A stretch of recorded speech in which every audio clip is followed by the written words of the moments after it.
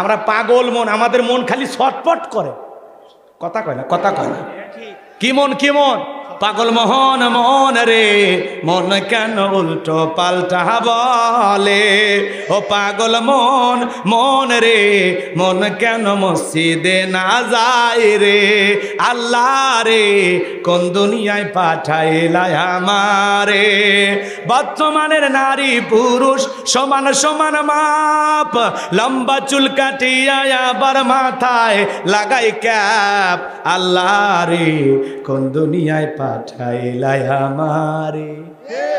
জিন্সের pant shirt পরিয়া রাস্তা হাইটা যায়, পুলানা মাইয়া ওইটা সেনা বড় দায়, কথা কয় না।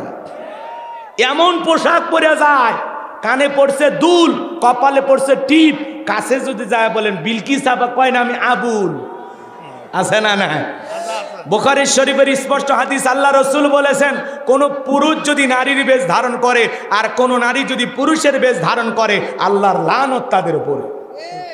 কথা বলে ঠিক কি না? আজকে সমাজে ওড়না এখন ছেলে মানুষ নেয়, মেয়েরা নেয় না, কথা কয়েন। ওই জন্য ঢাকা শহরে দেখলেন না, কিছু মা বোনরা স্লোগান দিল, পোশাকের স্বাধীনতা চাই। কেমন স্বাধীনতা?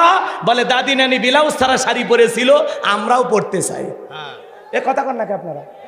দাদি নানি ব্লাউজ ছাড়া শাড়ি পরেছিল ঘরের ভিতর, এখন অভাবের কারণে পড়ুক আর গরমের কারণে পড়ুক, কোন দাদি কি শাড়ি পরিয়া বিশ্বটাই আন্দোলন করছে? দেখে যাও, আমি তোমার দাদি শাড়ি পরেছি বলেছিল, কথা বলেন, বলেছিল?